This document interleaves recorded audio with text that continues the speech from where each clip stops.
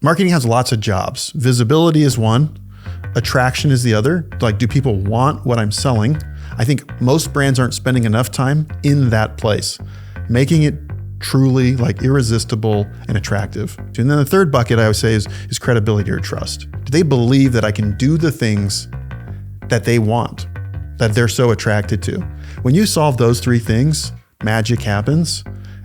That's how you get brands that are growing quickly and all the things that come with what we're hoping to have happen. And we skip the really heavy lifting of what would make us so irresistible, so unignorable that we have something special. And instead we go, are we going to hit our timeline and our deadline on this editorial calendar so that we can produce the 14 things we have to do by the end of the month? And so we're activity focused rather than outcome focused. All right, welcome back to episode 3 of Built on Brand. I am Jake Huber, managing partner of SPLYCEHOUSE. To my left is my business partner, Levi Kirby, and to my right is Seth Waite of Schaefer.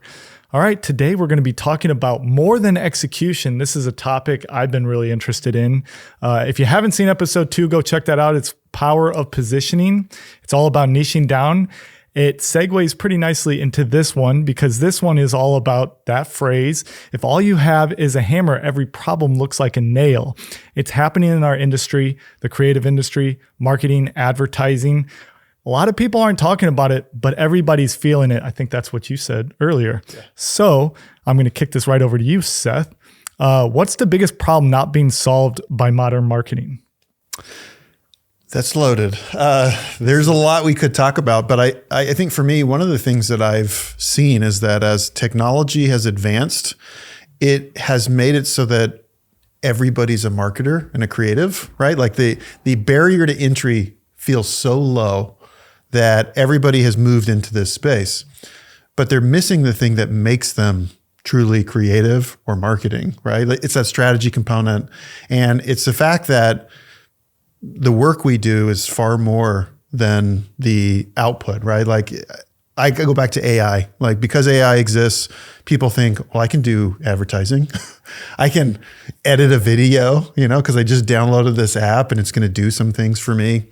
And while I think that's amazing for lots of like personal applications, I think when it comes to delivering for brands, the value that they're looking for, I think they often don't cut it because they're missing the part that really matters, which is the story, which is the customer, the position that you're trying to play in the market, the gaps. So that would be my take is I think modern marketing is missing oftentimes more than it has even historically. It's missing the soul of what they're trying to really accomplish because they're relying on the tools and all of the AI capabilities and things like that to deliver, and it's reducing what is truly creative. Yeah, you made me think of, specific to AI, you made me think of Rick Rubin. I don't know if you know who that is, but he's a legendary music producer, and he talks about art. He works with the artists that he works with because of their unique point of view. Tools and AI don't have a point of view. And I think you could, similar to I have a point of view, you guys have points of view. I think the same could be said for brands. You can't express your unique point of view by leaning on the tools as opposed to the messaging and the soul that, how you spoke about. Yeah. Well, and I think too, like you go back to the statement that you started with, which was, if you have a hammer, everything looks like a nail. When you're so reliant on the tools to do your work, everything starts to look the same. Because this is what my tool can do. And so when you're limited on your creative capabilities or your marketing strategy and all these different things by the tool's ability to execute, you put yourself in a box instantly, and that creates a ton of issues. Yeah, and Levi, I want to talk to you about this a little bit because in our industry, video production, execution seems like it's being commoditized, or that it's kind of a race to the bottom, and it feels like a race to the bottom when it's pure execution, right? So what do you say about that? Because it's so much more than we do, so much more than execution.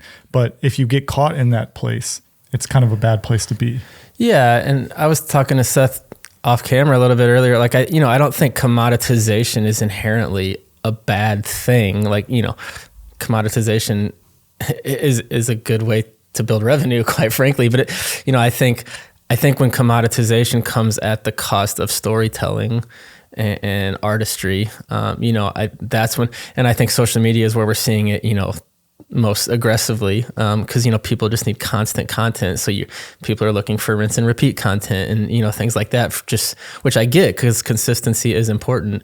I think there's a balance to be had, but I think when it comes to value from a selfish angle, I don't think the value that we bring to the table is as executors. I think it is as creative partners, because then we're not just bringing a hammer to the party. We're bringing our whole tool bag, so to speak. Which also can look like solutions in a lot of ways, right? And I think, people, to Seth's point, I think you're limiting yourself right out of the gate if you're working with a creative partner for execution only. And there are certain situations where execution is really the primary motivator here. But, I think if you have the ability to consider things a little more, differently, or consider possibilities, there might be untapped value to be had for sure.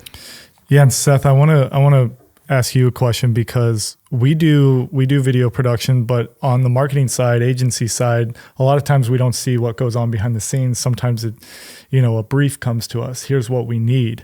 But what I hear from what Schaefer's doing is very interesting, because it seems like, and that's what I want, what's working for you guys, because it's obviously working very well, that is more than just a brief.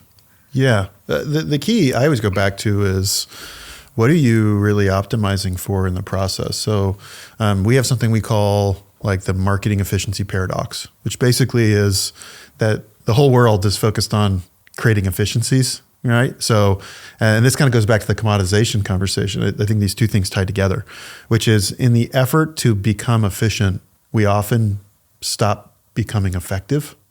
And those are the problems and the gaps. So what ends up happening, a good example on ads, for instance, is when you go and you're going to work with Google or Meta, right, across one of their platforms, most marketers today are relying on the algorithms of the platform to find their customer. Like, I'm going to give it creative, and that's really what the algorithm's basing this search on. And they're going to take this creative, and then they're going to put it in front of as many people as they think as are interested in this potentially. And they're like wayfinding, the algorithm is. So it's an optimization process.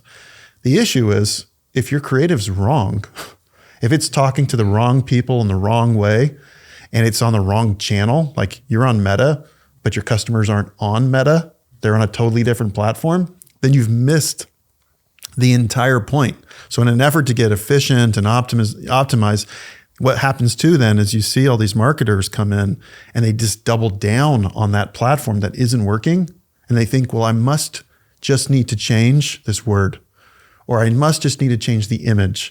And they start tweaking and trying to modify something that's fundamentally broken from the start, because it's not talking to the right person in the right place, in the right way.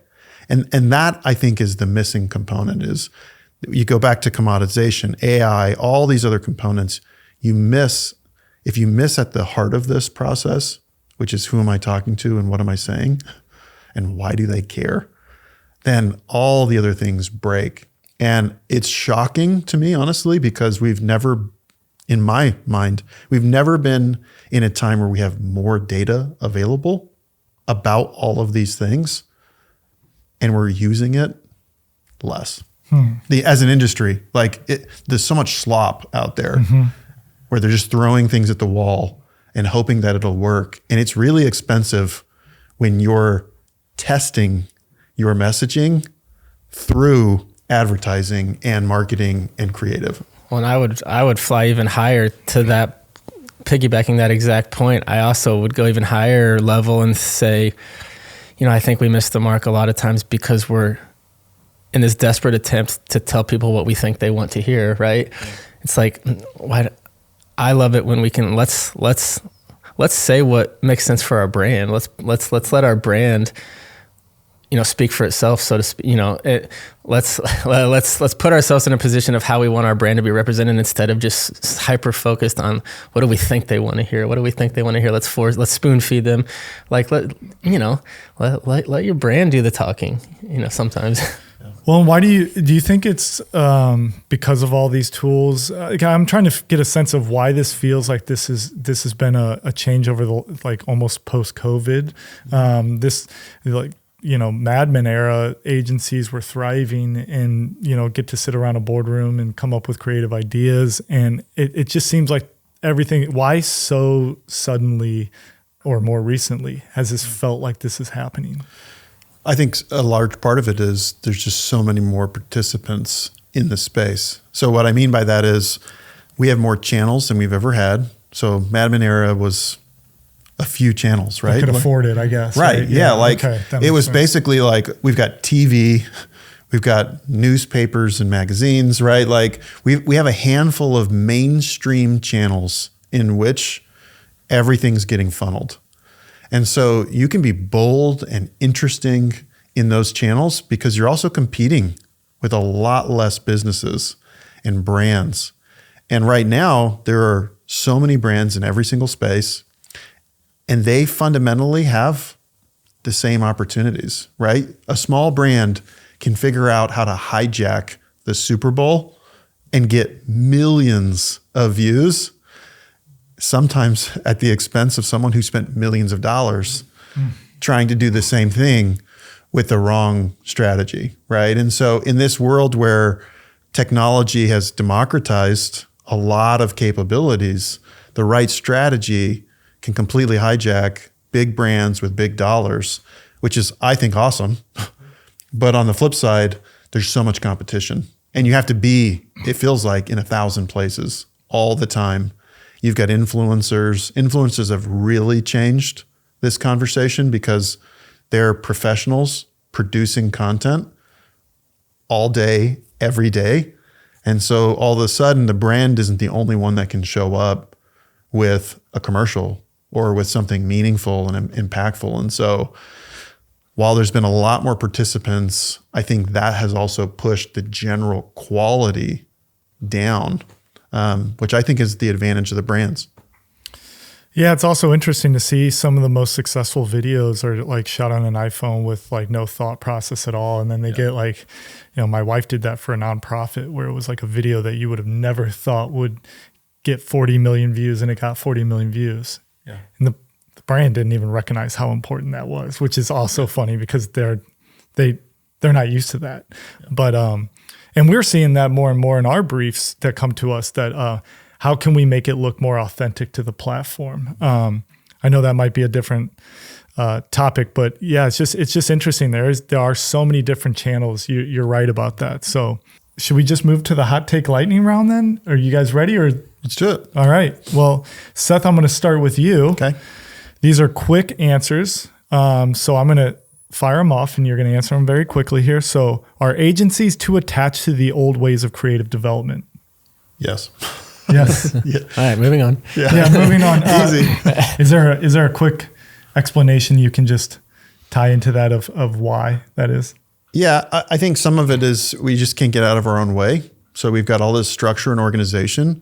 So we started the conversation today by talking about like you can over rely on tools, but there's also people that are not evolving. There's a lot of agencies who are still coming back and saying, we're just going to jam these tools in, but do this the same way we've always done it. And the process should get better, more streamlined. You should be including research and data, and all these things are going to make your work better. And yeah. Well, that like is my second question actually. Does more data actually lead to better decisions? It does. And the reason why is there's really, I think when we talk about customer data especially, there's three kinds. There's who is the person. That's the part that I think is the most overused because it's the easiest to get. Like, give me some demographic information. I can pull that from any ad platform. There's behavior. What are they doing? So this is analytics, really good data. This is where it starts to get really useful and actionable. And then the third one is, why are people doing what they're doing? So motivational data, that's also available today. And that's the most impactful. Is strategy undervalued because it's harder to see and sell? Yes. I think everyone thinks they're a strategist also. And so they want to cut it out of the process until the project doesn't work, right? And I think that's always the problem is most people are working on old, presentation decks from 3 or 4 years ago that tell them what their strategy is and who their customer is. And even if you go and like blow the dust off those things, you find most of the time those were built on just a lot of ideas and assumptions and what we call like me search, right? Like I'm taking this idea that I got and I'm turning it into something valuable. So that's super dangerous. And it's the number one reason why marketing fails. Got it.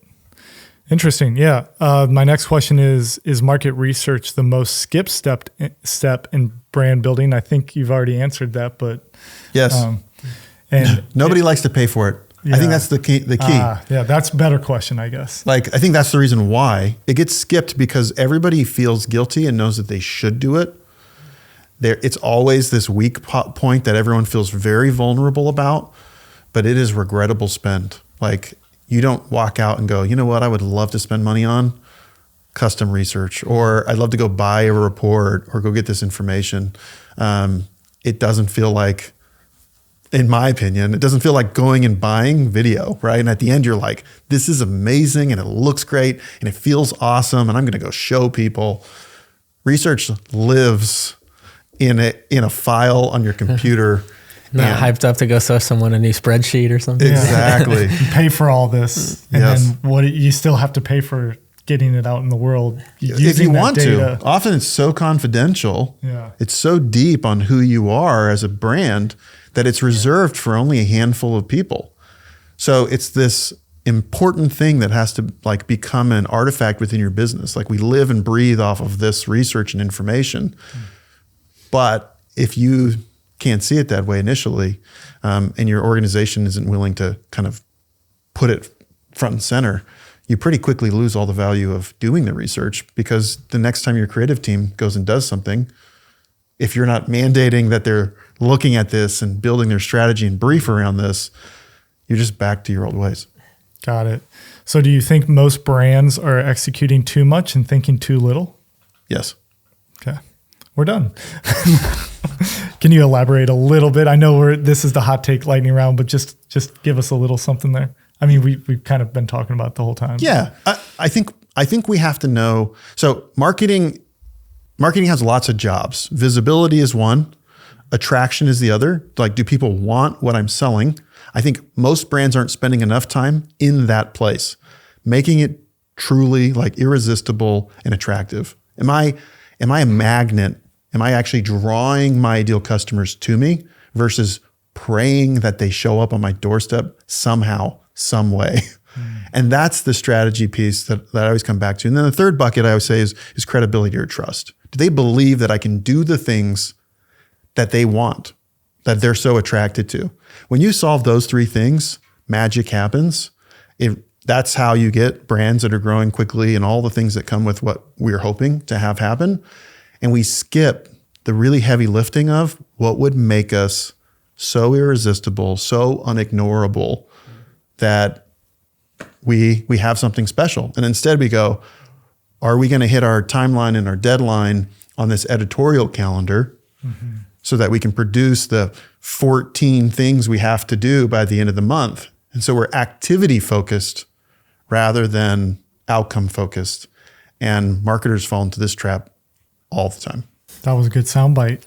Clip that. Okay, Levi, we're moving over to you. All right. Gotta follow that. Yeah. So how do you move from vendor to creative partner in events or really in video production in general? Yeah, I think in order to move from kind of just a pure vendor relationship to more of a partner relationship, I think it starts with focusing more on how you're doing what you're doing, as opposed to, focus on how you're doing things more than what you're actually doing. Because, I think, and it took me personally, we're in year 5, and I'd say it probably took me up till around now. So like, it's so easy to fall into just, giving clients what they want. They ask for something, you price it out, you give it to them, you're done. But I think I've finally come to realize like people are coming to us for a reason, and we have knowledge and specialties and skills and experience. And so if something doesn't make sense, or if something could be more effective or more valuable, then we should be speaking up on that. And so, I think that's where you start to turn the corner from just executors to partners, because you're bringing up new solutions, you're trying to drive value, and you're really utilizing your experience more beyond just the skill that they're coming to you for specifically. Yeah, I think you make a good point, because if people are coming to us for execution only, and that does happen, that feels like the race to the bottom. And I think as we've progressed as a business, we've gotten more in the position of that may not be our ideal client profile. It may not be the job for us, and we're looking for more of a creative partnership, and we have some of those, and we've seen the benefits of that. So just moving away from that hot take lightning round for a second, just to elaborate on that, that's the difference between execution and partner, I think. So well, and when your pricing structure is based around, creative strategy and creative partnership, and not just execution, then yeah, of course you're going to be overpriced when people come to you as an executor. So that's where you need to be value driven and not, cost driven, to your point about racing to the bottom. And can I jump in? Yeah, absolutely. No, that's, yeah. I think there's a real difference between commoditization and productization. And I think commoditization, right, is this idea that what I deliver, relatively anyone else in the market could deliver, right? That's what we're talking about, right? Is when people show up and say, "Hey, I just need you." Like that usually it'd just be an hour of work. Yeah, I just need you to do this one thing, right? Make a quick little video, do a quick little thing. What they're doing is saying, this is a convenience, right? Like I need you to just go do this thing that I consider to be a commodity. You don't have to be special to do this. I don't need you to be an expert in any one particular thing. Just go execute it. Where I think productization is, on the other hand, it's coming in and saying, we're standardizing things. We're making these things smarter, better, more effective, so we can do the work faster and at a lower cost. But it doesn't remove the expertise component. And it's like, look, SPLYCEHOUSE, you go to SPLYCEHOUSE because they have done and seen things in this process that are not just going to get you potentially a better budget or, less risk on the outcome, but it's going to be a much better product and experience. They're going to walk away from that event and go, holy cow, people were coming up to us and telling us how awesome that was, which is a very different outcome than, can you just do this commodity? Which is actually, I think, is really interesting, and why episode 2 about niching down and positioning is so important, because when you do that, it allows you to productize a little bit more defined for your ideal client. And I think about even how we're building out our event gear kit, and it's like, we weren't doing that before. We were a la carte everything, but there's still a strategy and, experience behind it. So that's a good point. So Levi, the next question is content for content's sake hurting event experience? And all of these can be with not just for events, by the way. Yeah. This is just video production. I won't go so far as to say content for content's sake is hurting the event experience, but I will say it is a huge waste of money and time. And, quite frankly, it's not fair to your audience. I actually see it as a double waste of time and money, because if you're just making mediocre content for content's sake, you're wasting your time and money in the creation process, and you're also wasting your audience's time and money for making them watch it when it brings no value. So it's kind of a double waste. So if you're going to do it, let's do it. I mean, your audience wants impactful, moving, storytelling. They should feel something. It shouldn't just be background noise. So yeah, if you're going to do it, let's make it impactful. Yeah, good point. Why is deep event knowledge a competitive advantage? So like in just to elaborate on that question, video production this goes back to like episode 2 of niching down.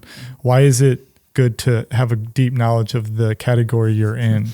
Yeah, I think deep event knowledge is an incredible competitive advantage because it makes you more valuable, because that knowledge and experience allows you to be more adaptable and flexible, because, you know, event production takes a unique approach, and being incredibly familiar with that approach allows you to, like we were talking about, refine processes and systems in order to be as effective, not just efficient, but also effective as possible. So yeah, anytime you're driving, you know, metrics towards more value, then I would always consider that a competitive advantage. Awesome. Where do you see creative work being commoditized the fastest? Social media. Social media. Yeah, that's no question. We talked about it a little bit already. I mean, I think the social media landscape is really, you know, kind of a content commoditization factory, so to speak. But as we were talking, you know, if you look at it more as productization, I do think there's a world in which, you know, commoditization doesn't have to be a bad word, as long as it's not coming at the cost of representing your brand properly, effectively, and, you know, and with story and some artistry. And, you know, I think two things can be true at the same time. So I don't want to, you know, make commoditization sound like a bad word. Well, do you have something you will say? I was just going to say, like, I think one of the things that's actually really great, though, is while there's a lot of trash on social media, like, because there's just so much stuff out there now that's mediocre and feels pretty thoughtless. So while the level of noise has increased dramatically, I think that's an advantage. So for brands that are thinking, okay, what are we going to do? There's so much competition. The opportunity to come in and say, we're going to do something really well, that stands out. Like you now are on a pedestal and at the top of the podium from that perspective, because it's pretty obvious. Yeah. The comparison now between all the garbage out there and really good content is massive, and people can feel the difference in that value. And then it creates credibility for you. And they're thinking, if their content is this good, they probably are this exceptional in their delivery, in their strategy, and everything else about this. So there's a real opportunity to take that next step and say, I always think with content, would someone pay for this? Like to view this, to see this, to have this experience? Is it worth their time in that way? And if it is, you have something pretty special that will elevate what you're doing and allow you to really differentiate from your competitors. You know, I have this suspicion or just feeling that AI is going to ramp that up even more, because we're going to have more slop or just more AI content going out there for content's sake. So I could see a world where you stand out even more, where you can cut through the noise a little bit easier, if that's the world we're going into. I could be wrong, but it just seems like that is something that's happening with all the AI that is capable of just generating content. So Levi, last question for you. What is the best way for a company to avoid being commoditized? Yes, I'll repeat something I said earlier, and I think to try to avoid this kind of commodity trap, I would start focusing on how you're doing what you're doing a little bit more than simply what you were doing. I think the process and the experience for, you know, clients and partners, I think that's where you're going to stand out, and that's what's going to separate you in a lot of ways. Because, you know, in a lot of ways, quality deliverables are kind of table stakes in some ways, right? So it's the experience, and, you know, when it comes to events specifically, we don't want to create content for content's sake. We don't want to be mediocre. Like we're not just trying to participate in your event. We want to elevate it. So, you know, that's where hopefully we can claw our way out of that, you know, commoditization trap. All right. Well, that is the end of episode 3. Thank you for joining. We're going to be back with episode 4 here shortly. Seth, thank you for coming. Levi, as always, we'll see you next time.